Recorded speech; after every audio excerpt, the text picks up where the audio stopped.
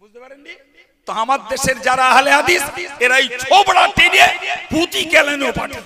ওরা কিন্তু ওদের নাম আহলে হাদিস রাখিনি, প্রকারান্তরে যারা আহলে হাদিস নাম রেখেছে এদের বইতে লেখা আছে মযহাব মান্য করা শিরক।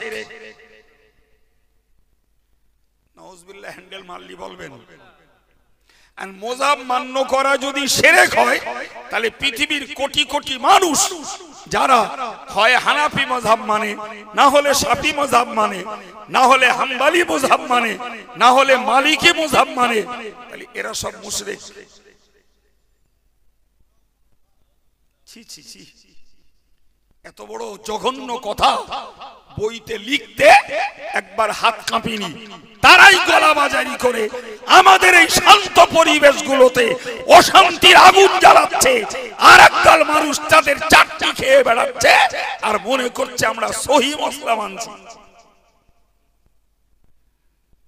তোমার হাড়ির খবর নাই। মনে রাখবেন, এই হাত জ্বালা মারা, পিছনে কেরাত পড়া, আমিন জোরে বলা, এগুলি ফরুয়াতি মশলা, তার মানে এগুলো শাখামূলক মশলা। মূল সর্বনাশ তো আকীদায়। এই মূল সর্বনাশ কোথায়? আরে বাবা, আকীদা যদি ঠিক থাকে তাহলে এই শাখামূলক মতভেদ, এগুলো ইস্তেহাব, এগুলো গবেষণা, এগুলোর ক্ষেত্রে ছাড় পাওয়া যেতে পারে।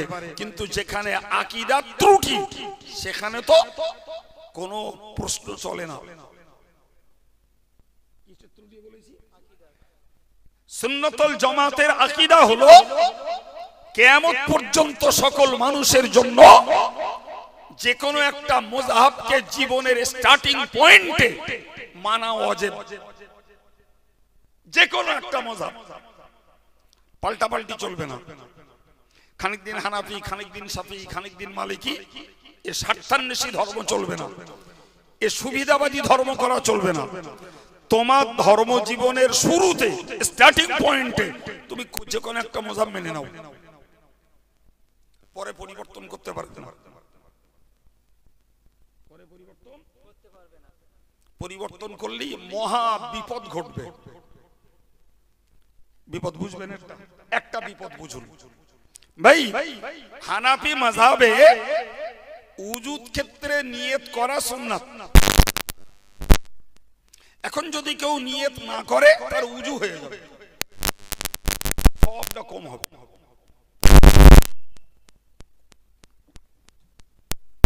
শাফি মাযহাবে নিয়ত করা ফরজ, ফলে নিয়ত না করলে ওই ব্যক্তির উজু হবে না। এখন মনে করুন লোক 50 বছর বয়স পর্যন্ত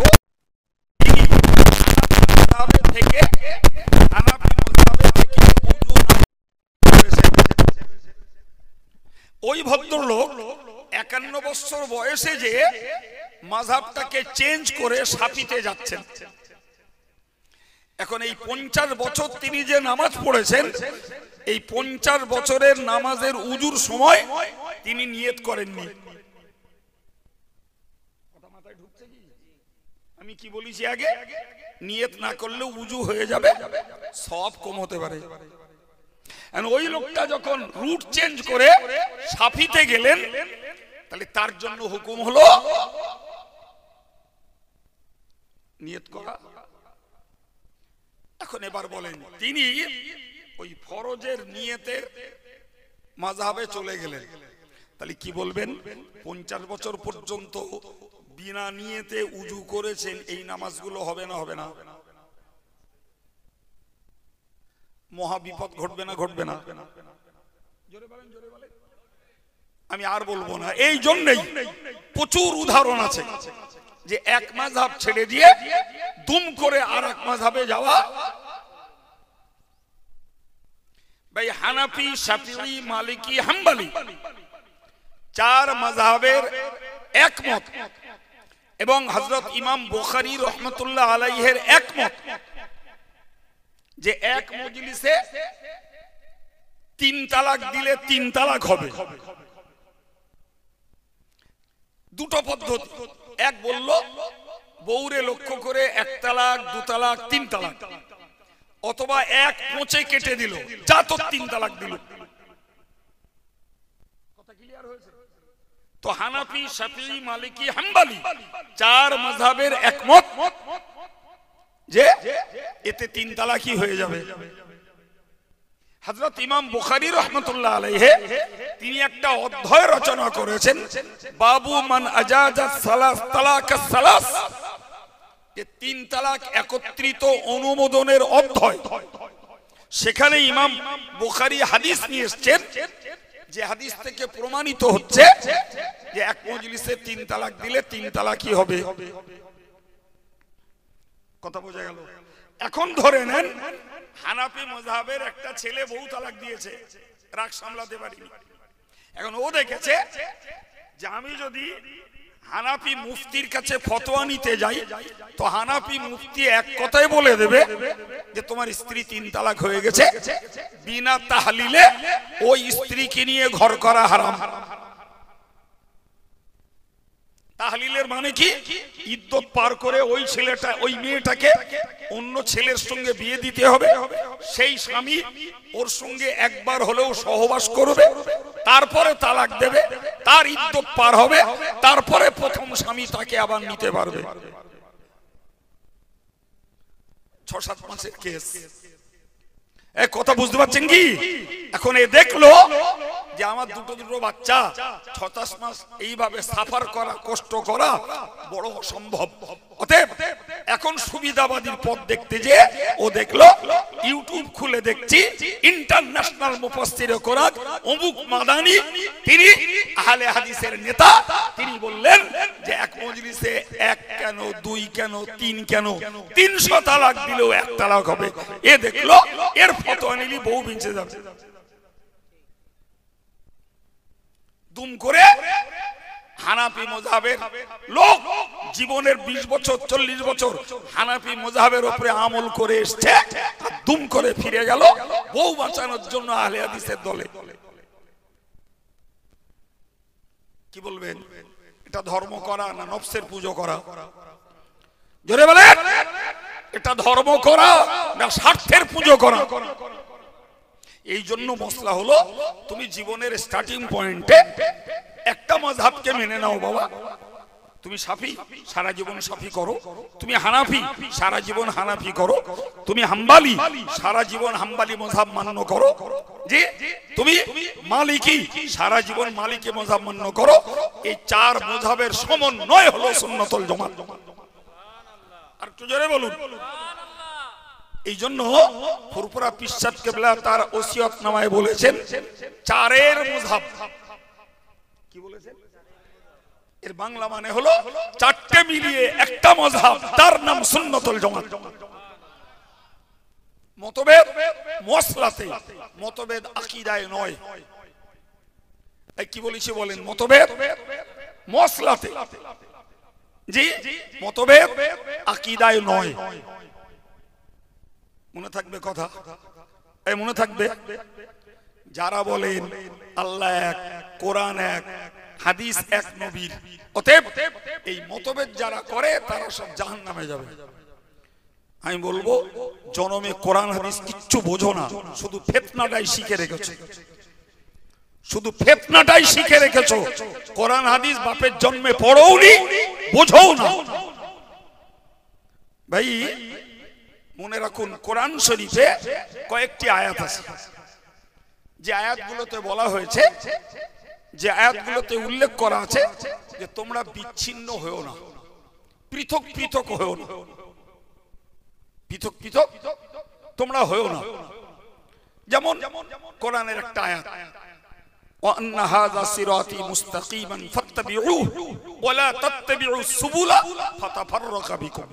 একটা আয়াত যে তোমরা এই সহজ রাস্তাটাকে ধরো, অন্যান্য রাস্তা ধরো না, তাতে তোমরা বিচ্ছিন্ন হয়ে পড়বে। অন্য আয়াত পাকে এসেছে ওয়ালা তাকুনু কাল্লাযিনা তাফাররাকু, যারা বিচ্ছিন্ন হয়েছে তোমরা ওদের মতো হয়ো না। জি প্রিয় ভাই আমার, এরকম গুটি কতক আয়াত তুলে ধরে আমাদের সাধারণ ব্রেন গুলোকে বলা হয় যে এই মোজাব মানে বিচ্ছিন্নতা, মোজাব মানে ভিন্ন ভিন্ন মত, এসব কোরআনের বিরোধী। অতএব সবাইকে হতে হবে আমরা কোরআন মানবো, হাদিস মানবো, আমরা ইজমা মানবো না, কিয়াস মানবো না, ইমাম মানবো না, পীর ওলি মানবো না। এসব হচ্ছে ধান্দাল ভিন্দেল বাজদের চিটিংবাজি কথাবার্তা।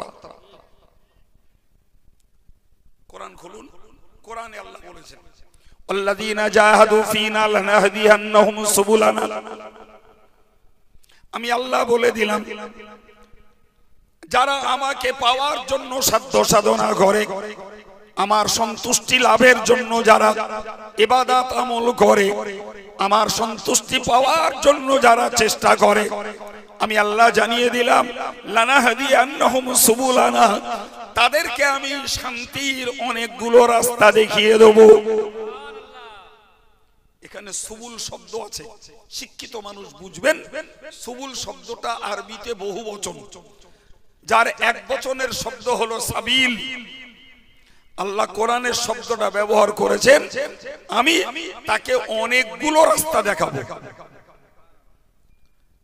এবার বলুন, এই যে আয়াতে বলা হলো অনেকগুলো রাস্তা, তাহলে অনেকগুলো রাস্তা, ইনি একটা নিতে পারে, আমি একটা নিতে পারি, উনি একটা নিতে পারে, আমার এই যুবক ছেলেটা একটা নিতে পারে। তাহলে অনেক রাস্তার প্রমাণ কোরআন শরীফে রয়েছে। শুনুন না সম্মানিত ভাইরা, কোরআন শরীফের আয়াত কদ জাআকুম মিনাল্লাহি নূরুন ওয়া কিতাবুম মুবিন। আল্লাহ বললেন তোমাদের কাছে এসেছে প্রকাশ্য কিতাব আর একটা আলো। ইহদি বিহিল্লাহু মান ইত্তাবা রিদওয়ানাহু সুবুলাস সালাম।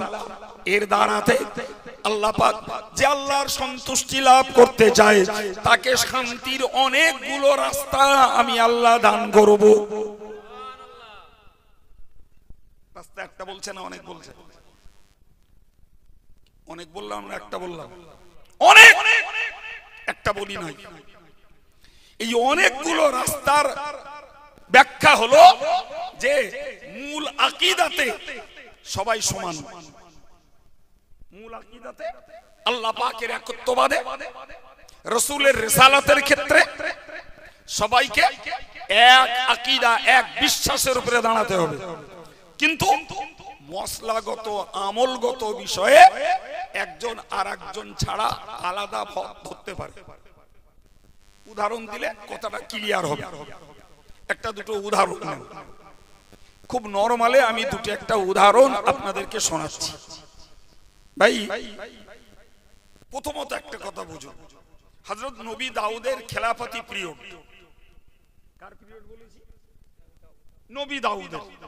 ওই পিরিয়ডের একটা ঘটনা, রাতের বেলায় একজনের ছাগল আর একজনের ফসল খেতে ঢুকে ফসল নষ্ট করেছে। ক্ষেত মালিক হযরত নবী দাউদের কাছে বিচার দিয়েছে। নবী দাউদ বিচার করে দিলেন, ইনি নবী কিন্তু, এটা মনে রাখুন। নবী দাউদ বিচার করে দিলেন যে এই ছাগল ক্ষেত মালিককে দিয়ে দেবে, আর খেতে ফসল হোক না হোক এই পিরিয়ডটা ছাগলের মালিক ফসল পেয়ে যাবে। এটা নবী দাউদের বিচার। কার বিচার? জোরে বলেন কার বিচার? বিচারের রায়টা ভালো করে মুখস্থ করুন। নবী দাউদ বিচার করে দিলেন এই ছাগল যখন ওনার ক্ষেতের ফসল খেয়েছে, ফলে ছাগলগুলো ক্ষেত মালিক পেয়ে যাবে, আর এই ফসলটা ওই ছাগলের মালিক নেবে, হোক না হোক, লস হোক, লাভ হোক, সব হোক। বোঝা গেল? লোক দুটো রায় শুনে বেরিয়ে গেল। বাইরে ছিলেন হযরত নবী সাল্লাল্লাহু আলাইহি ওয়াসাল্লাম, তিনি তখনও নবী হননি। তিনি বললেন যে তোমাদের এই সমস্যার সমাধান কি হয়েছে? উনি যখন বললেন যে ওনারা দুজন বললেন যে সমাধান এই, হযরত সুলাইমান বললেন এর থেকেও আর একটা উত্তম বিচার ছিল। এই কথাটা ওই ক্ষেত মালিক আর ছাগল মালিকের মাথায় ধরেছে, এর থেকে উত্তম বিচার কি বলে ওনারা ফের নবী দাউদের কাছে গেছে। জি, নবী দাউদের কাছে গেছে। নবী দাউদ আলাইহিস সালামের কাছে যে বলল, হুজুর আমরা আপনার কাছ থেকে রায় নিয়ে চলে যাচ্ছিলাম, তো ওই বাইরের একটা নওজোয়ান ছেলে, বরং কিশোর, বয়স 11 বছর, তো ওই ছেলেটি বলল এর থেকে নাকি আর একটা উত্তম বিচার আছে। নবী দাউদ বুঝে গেলেন আমার বিচারে যদি কন্টেম করে থাকে, এটা সুলাইমান ছাড়া আর কারোর কাজ না। সুলাইমান তো নিজের ছেলে, সুলাইমান কে? নিজের ছেলে, তার বিচার বুদ্ধি খবর নবী দাউদ রাখেন। সুলাইমানকে ডাকলেন, ডেকে বললেন তুমি এদের বিচারের ব্যাপারে কি বলেছো? হযরত সুলাইমান বললেন যে আমি যেটা বুঝছি এর থেকে উত্তম বিচার হলো এই ছাগল ক্ষেত মালিকের দায়িত্বে যাবে, আর এই ছাগলের মালিক ওই ক্ষেতের পরিষেবা দেবে। যতদিন ক্ষেতটাকে আগের মতন সাজিয়ে গুছিয়ে না দিতে পারে, ততদিন এই ছাগলের দুধ বাচ্চা যা হবে ক্ষেতের মালিক নেবে। আর যেই ক্ষেতটা আগের মতন আবার গড়ে উঠবে, ছাগলের মালিক ছাগল ফেরত পাবে, ক্ষেতের মালিক ক্ষেত ফেরত পাবে। এই বিচার বুঝতে অসুবিধা হয়েছে? আমার আল্লাহ বললেন ওকুন্না লিহুকমিহিম শাহিদিন, তাদের এই বিচারের ব্যাপারে আমি আল্লাহ সাক্ষী ছিলাম। তাহলে নবী দাউদের বিচারটাও সঠিক, নবী সুলাইমানের বিচারটা তার থেকে আরো ভালো। এখন এই দুজন নবী বাপ বেটা দু রকম বিচার করলেন। জি, এই বিচারের যে মত পার্থক্য, এটা দোষের নয়। দোষের হলে আল্লাহ নবী দাউদের বিরুদ্ধে কোনো অ্যাকশন নিতেন। তাই কিনা বলেন? জি, শেষ পর্যন্ত নবী দাউদ সুলাইমানের বিচারটা কি সমর্থন করলেন? ভাই, এই জাতীয় যে মতভেদ, এগুলো দোষের নয়। এগুলো কি দোষের নয়, এগুলো চিন্তা চেতনার পার্থক্য। কিসের পার্থক্য? জি প্রিয় ভাই, আবার আমি আপনাকে খুব নরমালে কথাগুলো বলছি, শুধু আপনাদের মতন সাধারণ ব্রেনটাকে বুঝিয়ে দেওয়ার জন্য। ভাই, রাসূল করিম সাল্লাল্লাহু আলাইহি ওয়াসাল্লামের কথা বুঝুন।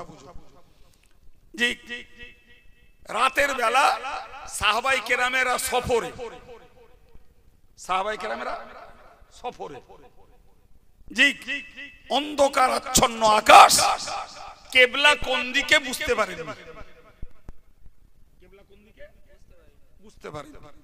ফলে যার কিয়াস নিজে যেমনটা বুঝেছেন তিনি সেই দিকে ফিরে নামাজ পড়েছেন।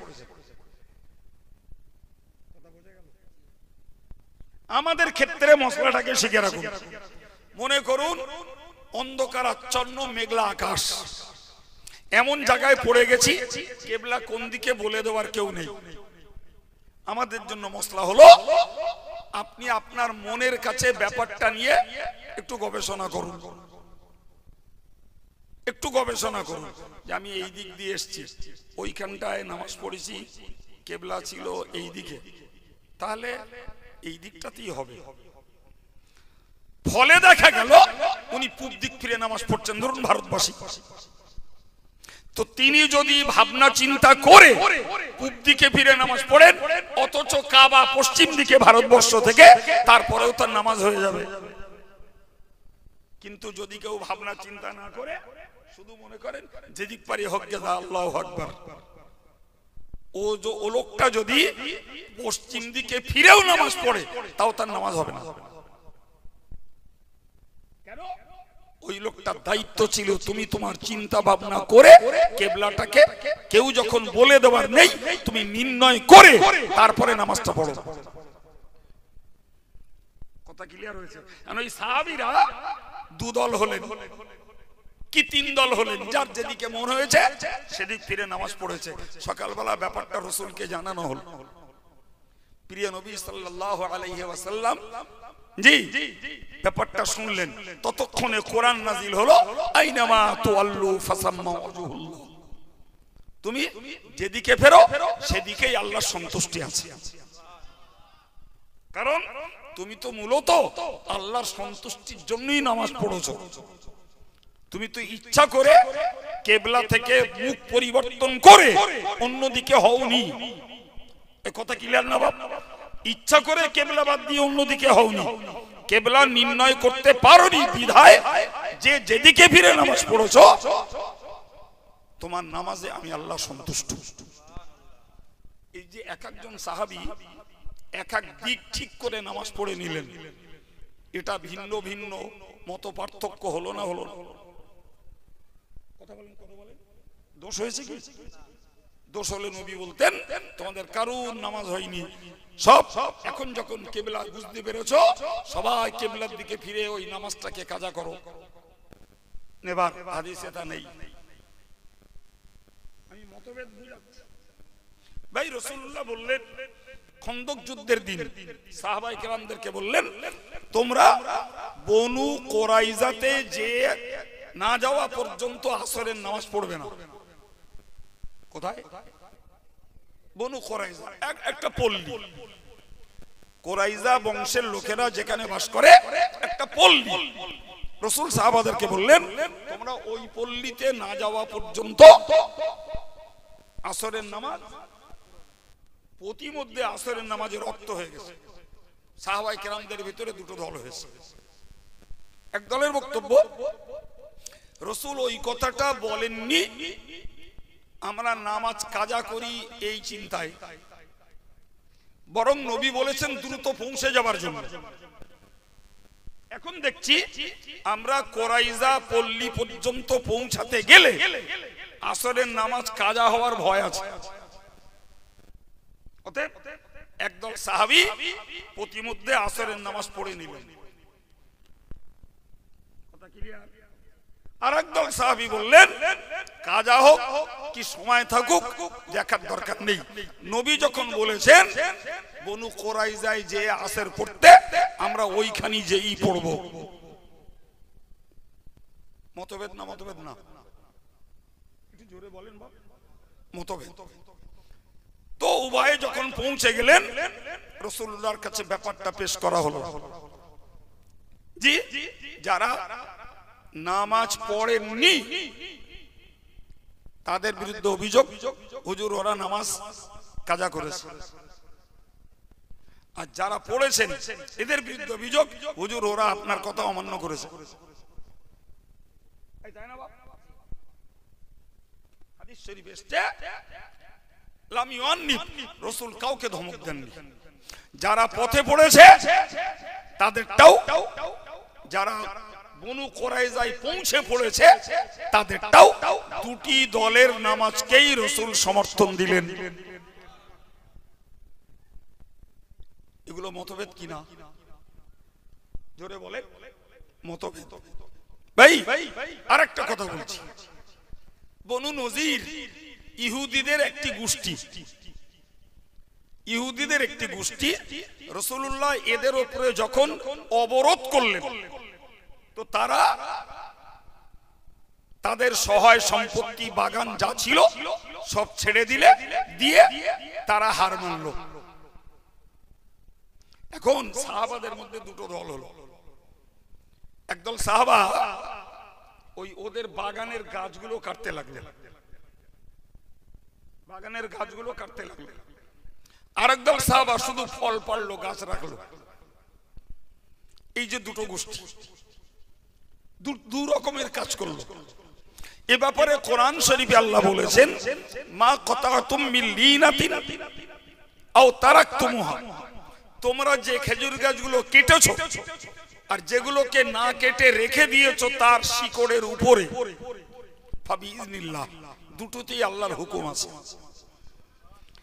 যারা ফল পেড়ে গাছ রেখেছে তাদেরকে জিজ্ঞাসা করলেন রাসূলুল্লাহ তোমরা ফল পেড়ে গাছ রাখলে কেন? ওনারা বললেন যে আমরা তো বুঝতে পারছি এই গাছগুলো পরে মুসলমানদের হবে। সুবহানাল্লাহ। অতএব গাছগুলো নষ্ট করলে পরবর্তীতে আমাদের সম্পদের ক্ষতি হবে, অতএব আমরা এই জন্য ফল পেড়েছি, গাছ রেখেছি। ওনাদেরকে বললেন যে তোমরা গাছ কাটলে কেন?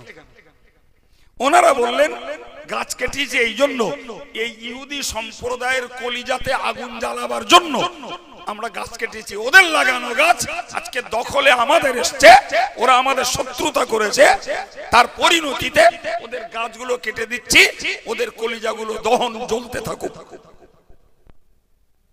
কথা বুঝতে পারছেন কি? তাহলে দুই দলের নিয়ত বলো কারোরই খারাপ না।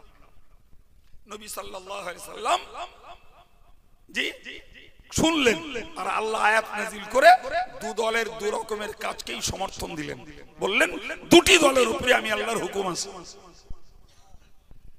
আমি এই কতগুলো উদাহরণ সহজ করে আপনাদের মাথায় দিয়েছি এবারটা বোঝাবার জন্য। ভাই, হানাফি, শাফিঈ, মালিকি, হাম্বলি চার মাযহাবের ইমাম, ইমাম আবু হানিফা, ইমাম শাফি, ইমাম আহমদ ইবনে হাম্বল, ইমাম মালিক রাহিমাহুমুল্লাহ, চারজনের উসুল তথা মূল থিওরিতে অর্থাৎ আকীদাতে চারজনের কোনো পার্থক্য নেই। জোরে বলেন, আকীদাতে চারজন সমান, কিন্তু পার্থক্য হয়েছে এই এতক্ষণ ধরে যা শোনালাম, চিন্তা ভাবনার পার্থক্য, নিয়তের পার্থক্য, উদ্দেশ্যের পার্থক্য। ঠিক এইভাবেই কোরআন হাদিসকে রিসার্চ করে ইমাম আবু হানিফা মসলা দিলেন, যে ইমাম আবু হানিফা রাহমাতুল্লাহ আলাইহি মসলা দিলেন যে নামাজে তাহরিমা বাঁধতে হবে পুরুষদের নাভির নিচে, আর বুকে হাত বাঁধার যে হাদিসটা রিওয়ায়াতটা রয়েছে ওটা মেয়েদের জন্য। জি, ফলে হানাফি মাযহাবের যারা পুরুষ তারা নাভির নিচে হাত বাঁধে, মেয়েরা বুকে হাত বাঁধে। ভাই, ইমাম আবু হানিফা গবেষণা করে বললেন যে আমিন আস্তে বলতে হবে, আমিন আস্তে বলতে হবে, ফলে আমরা আস্তে বলি।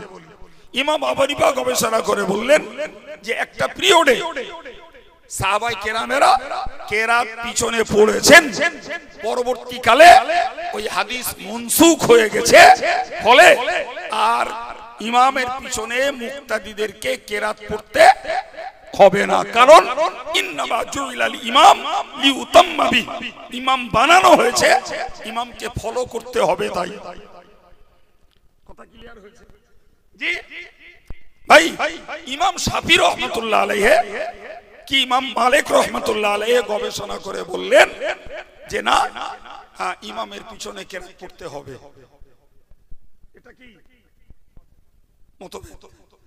জি, তাহলে মূল আকীদাতে যখন চার ইমামের কোনো গরমিল নেই, চিন্তা চেতনা পার্থক্য হতে যে এক এক ইমাম এক এক সিদ্ধান্তে উপনীত হয়েছেন, এটা দোষ নয়, বরং এর ভিতরেই রয়েছে আল্লাহকে পাওয়ার শান্তির রাস্তা।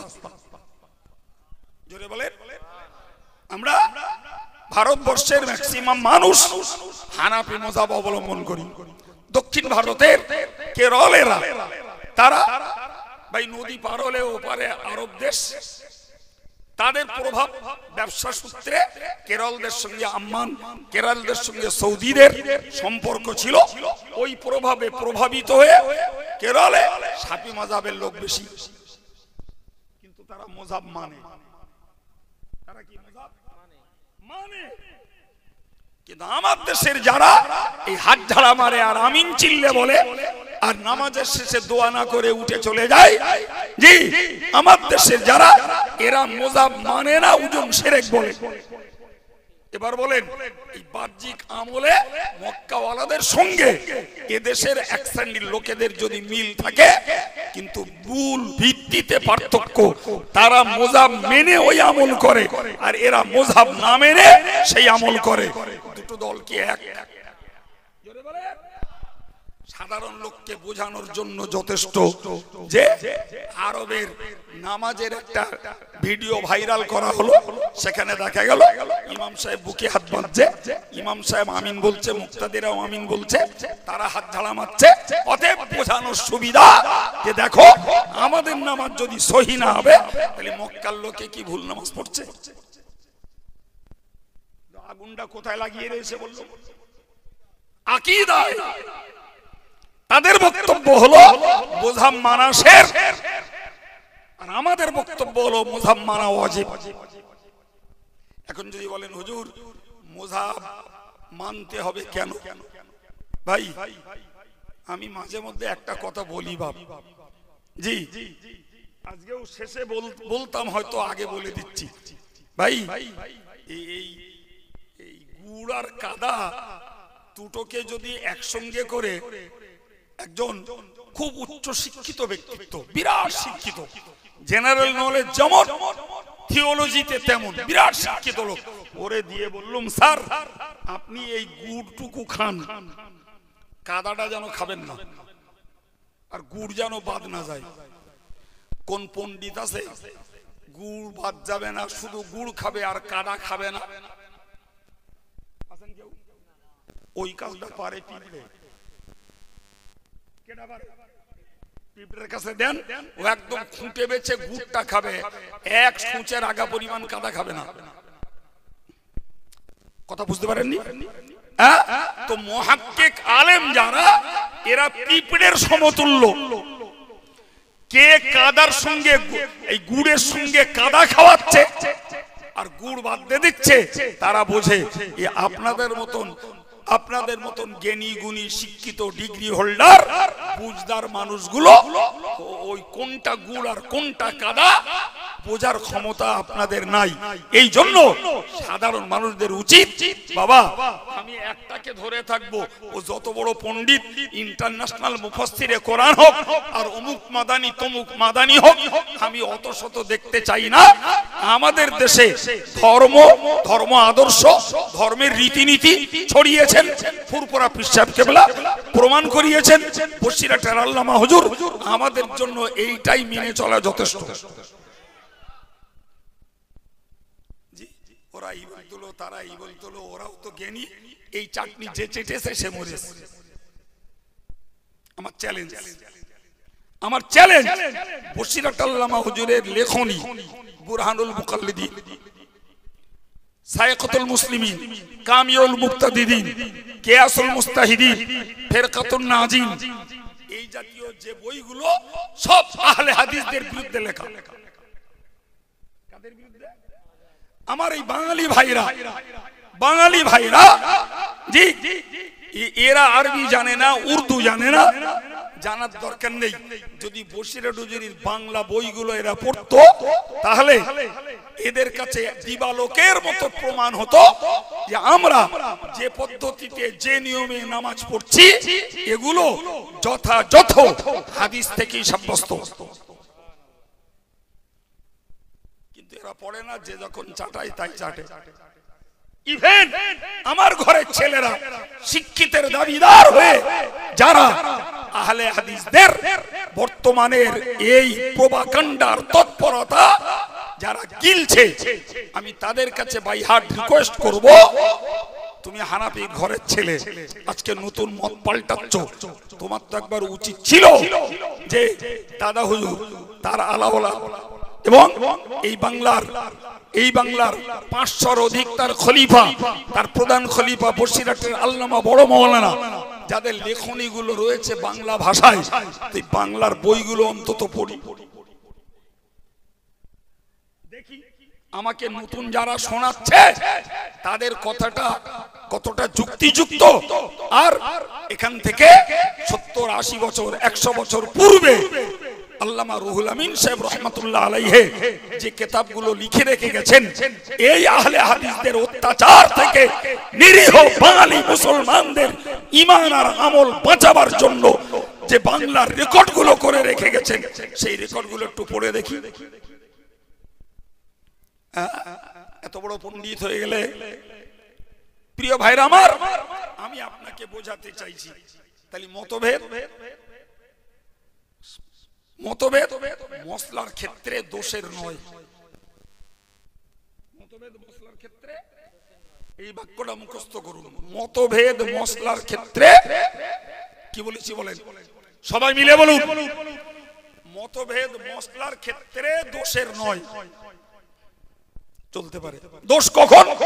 ইনি বলছেন আল্লাহ এক, নাউজুবিল্লাহ আরেকজন বলছেন আল্লাহ একের অধিক, এই মতভেদ দোষের। এই কথা শুনতে পাচ্ছেন? জি, ইনি বলছেন আল্লাহ রেজেক দাতা, আরেকজন বলছেন খাঁটি তাই খাই। এ মতভেদ দোষের। ইনি বলছেন আল্লাহ হায়াত দাতা, উনি বলছেন যে আজকের বৈজ্ঞানিক প্রক্রিয়াতেও জীবন রক্ষা করা যায়, এ মতভেদ দোষের। ইনি বলছেন আল্লাহ মারেন, আর একজন বলছেন অমুক জায়গায় গেল তাই মরেছে, না গেলি মরত না, এ মতভেদ দোষের। এই কথা বুঝতে পারছেন কি? এ মতভেদ গুলো দোষের। ইনি বলছেন রাসূল করিম সাল্লাল্লাহু আলাইহি ওয়াসাল্লাম সারা পৃথিবীর শ্রেষ্ঠ ব্যক্তিত্ব, আর একজন বলছেন যে না, রাসূলের থেকেও শ্রেষ্ঠ, রাসূলের থেকেও জ্ঞানী শয়তান। নাউজুবিল্লাহ হবে না? এ মতভেদ দোষের। ইনি বলছেন রাসূলুল্লাহ শেষ নবী, আর একজন বলছেন মুহাম্মদ শেষ নবী না, এ মতভেদ দোষের। কিন্তু মসলার মতভেদ দোষণীয় নয়, কথা মনে থাকবে। জি ভাই, আমি আপনাকে বলতে চাইছি যে মজাব মান্য করা কি বলেছি? জোরে বলেন, সবাই মিলে বলেন, মজাব মান্য করা। মজাব মান্য না করলে পরে ভাই কোরআন হাদিসের মার পেচ বোঝা কখনো সম্ভব না। অত জ্ঞান বুঝ আমাদের নেই, ইমামদের ছিল। তারা তিল তিল করে সূক্ষ্ম থেকে সূক্ষ্ম বিচার করে তবে তারা একটা জায়গায় উপনীত হয়েছেন। যার চিন্তা যে পর্যন্ত পৌঁছেছে তিনি সেখানে একটা সিদ্ধান্ত নিয়েছেন। ভাই মনে রাখুন, অনেকে বলে কোরআন শরীফে আছে আল-ইয়াওমা আকমালতু লাকুম দীনাকুম ওয়া আতমামতু আলাইকুম নি'মাতি ওয়া রাদিতু লাকুমুল ইসলাম দীনা। কোরআনের আয়াত, আল-ইয়াওমা আকমালতু লাকুম দীনাকুম। আল্লাহ বললেন আমি তোমাদের ধর্মকে পূর্ণ করে দিলাম। এখন যারা মুযাব বিরোধী তাদের বক্তব্য হলো ধর্ম যখন পূর্ণ তাহলে ইজমা কিয়াসের দরকার কি? এই কথা বুঝতে পারেননি? ধর্ম যখন পূর্ণ তাহলে ইমামদের মানতে হবে কেন? ধর্ম যখন পূর্ণ তাহলে পীর কেন মানতে হবে? এই প্রশ্ন বুঝতে পারা যাচ্ছে? অন্য আয়াত পাকে এসেছে ওয়ানাজ্জালনা আলাইকা তিবয়ানাল লিকুল্লি শাই। জি, আমি আল্লাহ কোরআন নাজিল করেছি এবং তাতে সব বিষয়ের বর্ণনা দিয়েছি। এই জাতীয় কিছু আয়াতকে ভিতরে না ঢুকে বাইরে বাইরে শুধু অনুবাদ পড়ে আর পড়ে বলে ধর্ম পূর্ণ, কোরআনের মধ্যে সব বিষয়ের বর্ণনা আছে, অতএব ইজমা কিয়াস মানা যাবে না, ইমাম মানা যাবে না, পীর ওলি মানা যাবে না। ভাই এখন বলুন, এই কোরআন বোঝার জন্য তাফসীর পড়তে হয়। কি পড়তে হয়? একদম। তো মুফাসসিরদের কথা যখন পড়লাম তখন দেখলাম সেখানে লেখা আছে ধর্ম পূর্ণ ইজমা কিয়াস সহ। কোরআনে সব বিষয়ের বর্ণনা আছে, তবে কিছু স্পষ্ট আর কিছু রয়েছে অস্পষ্ট। এই অস্পষ্টগুলি ইমামদের গবেষণার দ্বারা প্রমাণিত হবে, তবে ধর্ম পূর্ণ হবে। কথা বুঝতে পারা যাচ্ছে কি? একটা দুটো উদাহরণ নেন, ব্রেনের জট খুলবে। ভাই কোরআন শরীফে আল্লাহ বলেছেন ইন্নামা হাররামা আলাইকুমুল মাইতাতা ওয়াদ-দামা ওয়া লাহমাল খিনজির। আল্লাহ বললেন যে আল্লাহ পাক হারাম করেছেন প্রথমত মরা জিনিস। কি হারাম? জোরে বলেন। মরা, এটা কোরআনে পেলাম। হাদিস খুলে দেখতে পাচ্ছি যে হাদিসে মরা মাছ জায়েজ করা আছে। এই কথা মাথায় যাচ্ছে? আমরা তো সব মরা মাছ খাই নাকি? জ্যান্ত মাছ কজন লোকে কিনতে পারে? অধিকাংশ মরা মাছ খাই। তাহলে কোরআন বলছে মরা জিনিস খাওয়া হারাম, কোরআন ওই পর্যন্ত রেখে দিয়ে যদি মাছ খেতে যাই তাহলে মাছ খাওয়া মুসিবত, কিন্তু হাদিস খুলে দেখছি মরা মাছ খাওয়া জায়েজ করা আছে। সুবহানাল্লাহ বলেন। অতএব কোরআন আর হাদিসের সমন্বয়ে প্রমাণ হলো যে মাছ ব্যতীত আর সকল মরা প্রাণী খাওয়া হারাম। ক্লিয়ার হয়েছে কথা? জি, পরের কথা আল্লাহ বললেন অদ্দাম, রক্ত হারাম। কি হারাম? সেখানে আমরা দেখছি ভাই এখানে এমন কোন মানুষ আছে বলে মনে হয় না যারা গরু ছাগলের ভালো দিল খায় না। হ্যাঁ, দিল যদি দূষিত হয় খায় না, কিন্তু ফ্রেশ দিল হলে অনেক মানুষ খায় না ভাই। ও দিলটা কি? ও তো রক্ত, ও তো জমাট রক্ত। তাহলে রক্ত হারাম করেছেন আল্লাহ, অথচ দিল খাচ্ছি। ভাই এই দিল খাওয়ার প্রমাণ হাদিস শরীফ থেকেই পাওয়া যায়। জি, হাদিস পাকে এসেছে স্পষ্ট, উহিল্লাত লানাল মাইতাতান ওয়াদ-দামান। আমাদের জন্য দুটো মুর্দা, একটা বলা বাদ গেছে আমার, দুটো মুর্দা হালাল করা হয়েছে। একটা হলো আস-সামাক ওয়াল জারাদ, একটা হলো মাছ আর একটা হলো পঙ্গপাল। আরেকটা কি? পঙ্গপাল। আর দুটো রক্ত হালাল করা হয়েছে, একটা দিল আর একটা কি বলে বলুন তো? কি বলে? এই কলার মোচার মতন দেখবি, এই দুটো রক্ত খাওয়া হালাল। এর পরের অংশে আল্লাহ বললেন ওয়া লাহমাল খিনজির, শূকরের গোশত হারাম। কি হারাম? শূকরের গোশত হারাম। এখন আপনি বলেন ভাই শূকরের গোশত হারাম কোরআনে আছে, শূকরের গোশত হারাম হাদিসে আছে, কিন্তু শূকরের চর্বির ব্যাপারে কোরআন হাদিসে কোনো মশলা নেই।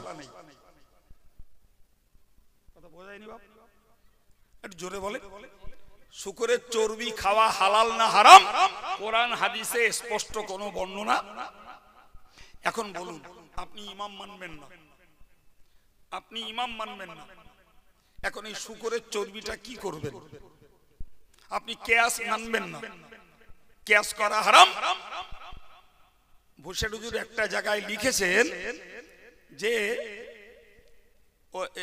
এই যারা আহলে হাদিস নামে প্রচার দেয় তাদের একজনের নাম কোথায় লিখেছেন তার তথ্য প্রমাণ সহ হুজুর লিখেছেন। তিনি বলেছেন যে কিয়াসের মশলা পায়খানায় ফেলে দাও। জোরে বলেন।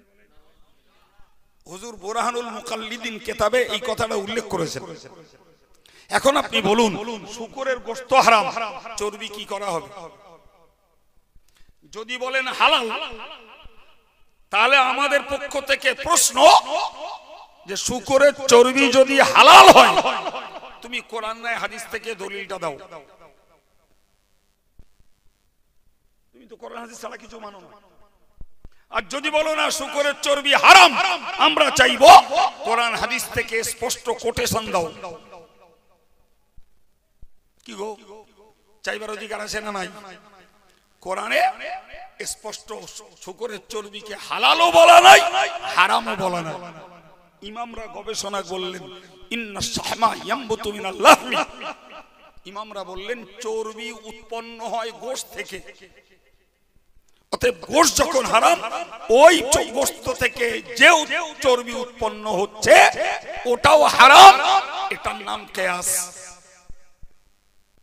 এ বাবা কথা মাথায় ঢুকছে কি? এর নাম কি? হ্যাঁ, ওই কিয়াসটা করার অধিকার doctor, master, BA, MA, MLA, MP, প্রধান, মেম্বার, ঠেলাওয়ালা, মুঠেওয়ালা, মজদুর কিংবা হস্তশিল্পীর কোন কর্মী, এদের কারুর কাজ নয় বাপ। ওই কাজটা তারাই করেছেন যারা কোরআন হাদিসের পোকা, কোরআন হাদিসকে তিল তিল করে যারা গবেষণা করেছেন, তারাই ওই মশলাটা দিয়েছেন যে শূকরের গোশত হারাম মানে তার চর্বিও হারাম। এখন যারা কিয়াস মানে না আর ইমাম মানে না, তারা চর্বির ফতোয়া কি দেবে? বলেন বলেন। এখন যদি বলা হয় যে চর্বির ব্যাপারে কোনো ফতোয়া দেব না, তাহলে বলতে হবে তোমরা ইসলামটাকে ইনকমপ্লিট করছো, ইসলাম তোমার কাছে পূর্ণ নয়। এ বাবা কথা মাথায় যায়নি? ইসলাম তো পূর্ণ ধর্ম। আমি তার ব্যাখ্যা কি দিয়েছি, তাফসীরের কিতাবে লেখা আছে যে ইজমা কিয়াস সহ ইসলাম পূর্ণ। তো কিয়াসের মশলাটা ওখানে লাগিয়ে দিলে বিরোধীদের অর্থাৎ অমুসলিমদের আঙুল তোলার জায়গা নেই। তোমাদের ধর্ম পূর্ণ তো বলো না কোরআন হাদিসে কোথায় শূকরের চর্বি হারাম বলা আছে? যারা কোরআন হাদিস মানে তাদের উত্তর দেওয়ার ক্ষমতা হবে না, ফলে বেঈমানদের কাছে প্রমাণ হবে ইসলাম ধর্ম অপূর্ণাঙ্গ ধর্ম। কিন্তু আমরা যারা মুসাব মানি এক বাক্যে বলে দেবো যে শুকর হারাম হয়েছে স্পষ্ট আয়াতে, আর চর্বি হারাম হয়েছে অস্পষ্ট হুকুমে। কথা ক্লিয়ার?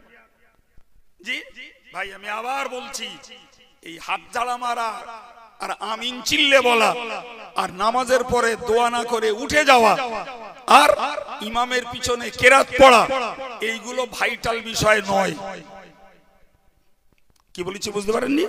ভাইটালটা হলো মূল জায়গায়। ভাইটালটা কি?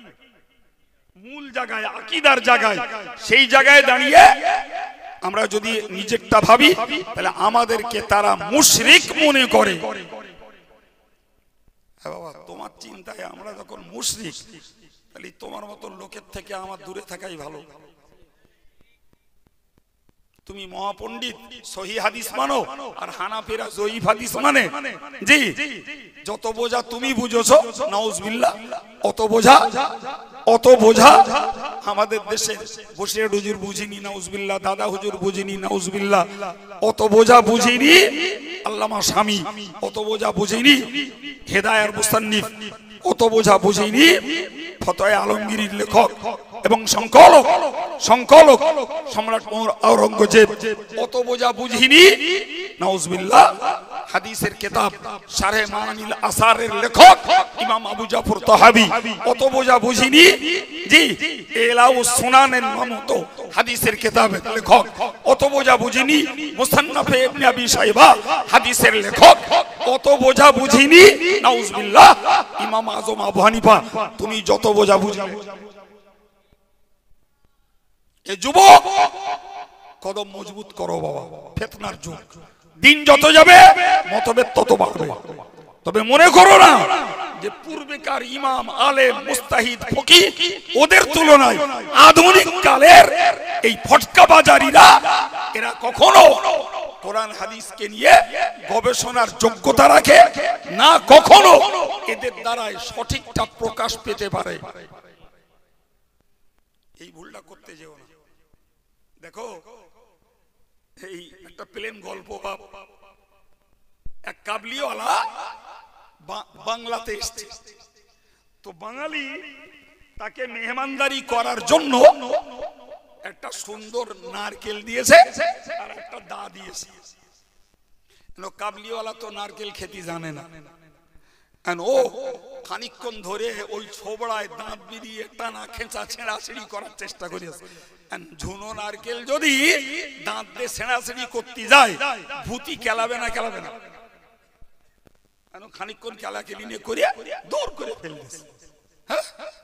বাঙালি এমন এক খাদ্য খায় যার রস কসনি কিচ্ছু নি, ফেলে দিয়েছে। বাঙালি দেখলো সর্বনাশ, যে এসে আমার নারকেল যে ফেলে দিয়েছে। ওরে যখন বললো কি ব্যাপার, তাহলে এই ফল খায় যাতে রসকস কিচ্ছু নি। বাঙালি বুঝতে পেরেছে যে আসলে বেটা নারকেল খাতে হয় কি করে জানে না। ও দানে দে ছোবড়া গুলো ছাড়িয়ে ভিতরে নারকেলটা বেরিয়েছে, তার সেটাকে ফাটালো, তার থেকে সুন্দর মিষ্টি পানি বার হলো, এবারে শ্বাসটা তুলে দিল। তখন কাবুলিওয়ালা বলল, বাঙালি আচ্ছা খানা খাতা হয়। বুঝতে পারেননি? তো আমার দেশের যারা আহলে হাদিস এরাই ছোবড়া টেনে পুঁতি কেলেনও পাঠে, আর যারা ইমাম মুস্তাহিদ তারা উপরের খোসা ছাড়িয়ে নারকেল ফাটিয়ে রস আর পানি বিশ্ববাসীকে খাইয়েছেন। কথা বুঝতে পারছেন কিছু? প্রিয় ভাইরা আমার, আমি আবারও বলবো, জি এই কলসুরে মাঝে মাঝে শিং ওঠে, মাঝে মাঝে শিং ওঠে, আর আমাদের মাথাগুলো গরম করে। এর আগে এই কলসুরেই আমরা হানাফি কনফারেন্স করে একবার জবাব দিয়েছি। এরপরে কোন নাক লজ্জায় সেই দলের কথা মাথায় আসে আর ওই দলের সর্বপান করে, আমার তো মনে হয় যে এদের ব্রেন গুলো কেরাক হয়ে গেছে কিনা।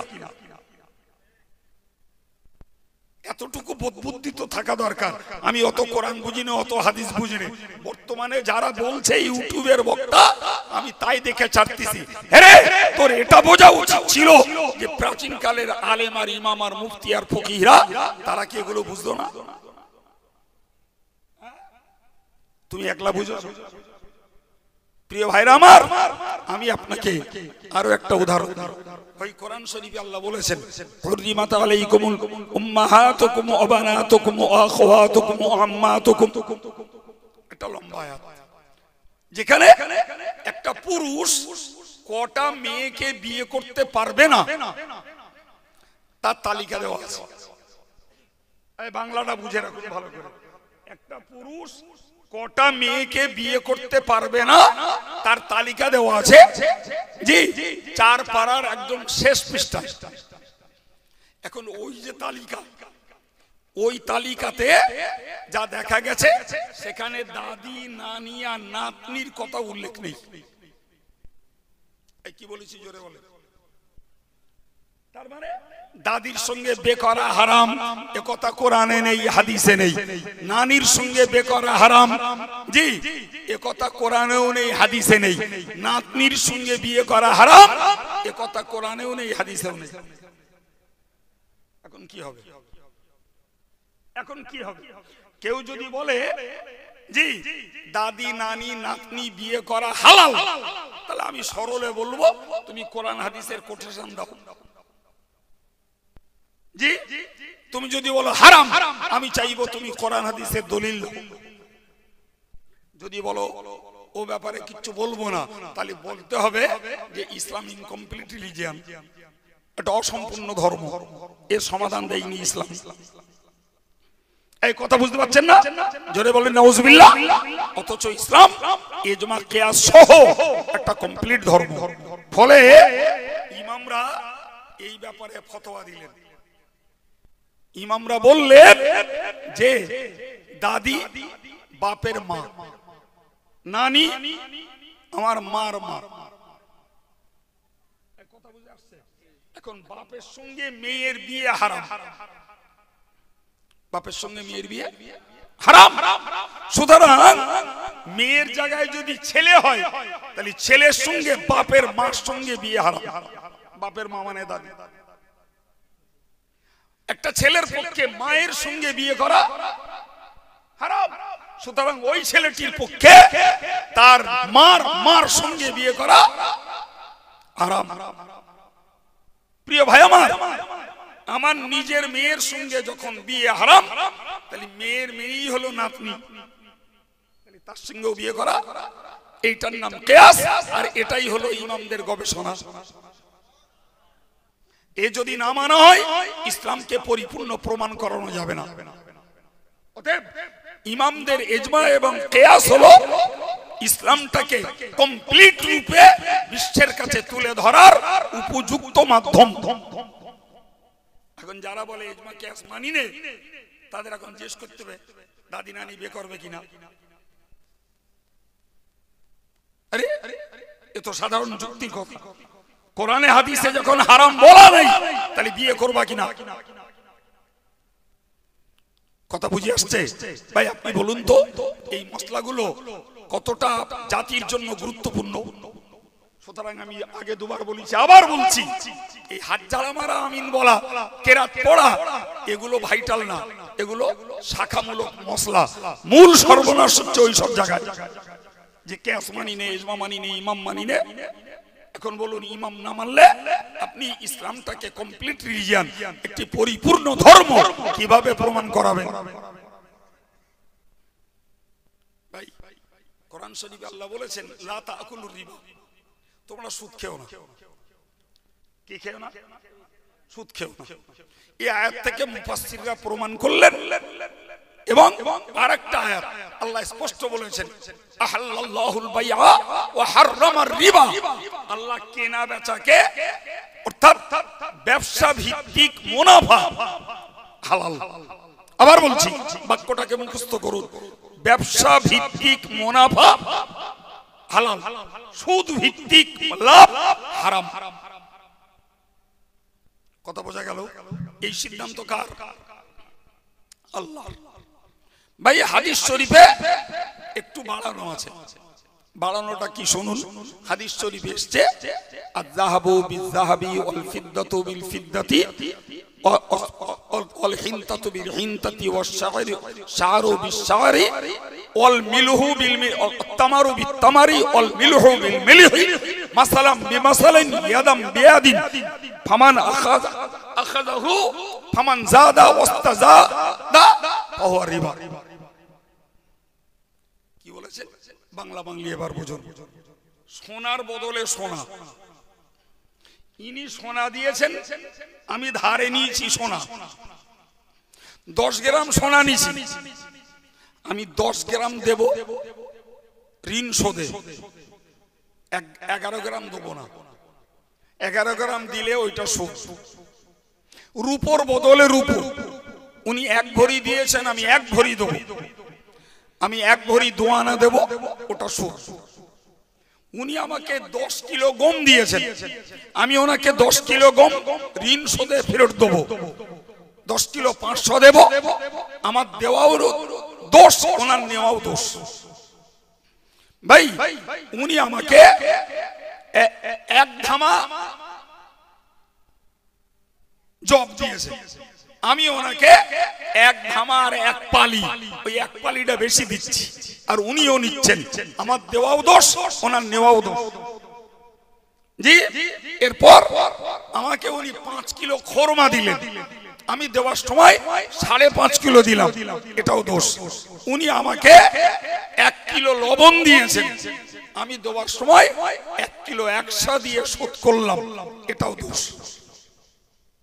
রাসূল বলেছেন যে নেবে বেশি আর যে দেবে বেশি দুজনেই সমান পাপী। এবার কোরআন আর হাদিসকে দুটোর মেলান, কোরআন হাদিসকে দুটো মিলিয়ে বলুন যে সুদ হারাম কটা জিনিসে গুনে নেন, সোনা, রূপো, গম, জব, খরমা, লবণ। এছাড়া 7 নম্বরে কোন বস্তুর নাম হাদিস শরীফে নেই, কোরআনে তো নেই, হাদিসে আছে এই 6টার নাম, 7 নম্বরে কিচ্ছু নেই। এখন যারা কোরআন হাদিস ছাড়া আর কিছু মানে না, তাহলে প্রশ্ন করতে ইচ্ছাই করে এই 6টা সরাসরি হাদিসে হারাম বলা আছে, তাহলে এই 6টা ছাড়া বাকিতে তারা সুদ খায় না? কি বলবেন? তা না হলে দেখাতে হবে যে 7 নম্বরে অন্য কিছু আছে। প্লেন কথা, সকালবেলা 100 টাকা ধার দিছি, সন্ধ্যাবেলা 110 টাকা নেব। সকালবেলা 1 বস্তা ধান দিছি, সন্ধ্যাবেলা 1.5 বস্তা নেব। সকালবেলা 500 গ্রাম তামা দিছি ধার, সন্ধ্যাবেলা 700 নেব। হারাম হলে না হালাল হবে? এই আপনারা যে ফতোয়া দিচ্ছেন হারাম হবে, এ ফতোয়া কোরআনেও নেই, হাদিসে নেই।